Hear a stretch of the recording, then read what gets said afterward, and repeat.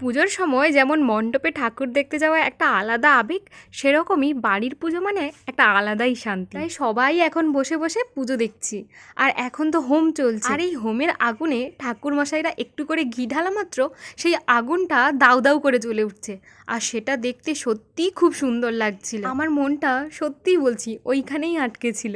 আচ্ছা, পুজোর পার্ট 1 ব্লগে তোমাদের বলেছিলাম বিশ্বকর্মা পুজোর আগেই কিন্তু আমাদের বাড়ির বিশ্বকর্মা পুজোটা হয়ে যায়। আসলে বিশ্বকর্মা পুজোর দিন আমাদের বাড়ির যে ঠাকুরমশাই আছেন ওনার অনেকগুলো পুজো পড়ে, তাই আমাদের বাড়ির পুজোটা ওই দিন করা সম্ভব হয়ে ওঠে না, কারণ আমাদের বাড়িতে তো একসাথে অনেকগুলো পুজো হয়, তাই সারা দিন সময় লাগে। বিশ্বকর্মা পুজো হয়ে যাওয়ার পর এখন চলছে গাড়ির পুজো, আর তারপরেই হবে হরিল্লুর। এই যে অনেক দিন পরে আমার ভিডিওতে তোমরা এনার দর্শন পাচ্ছ। এই যে সবাই কোথায় যাচ্ছ, যাওয়ার আগে চ্যানেলটা তো সাবস্ক্রাইব করে যাও। আর এখানেই কিন্তু পুজোর ব্লগগুলো শেষ নয়, আরও আছে, সেটার জন্য ওয়েট করো।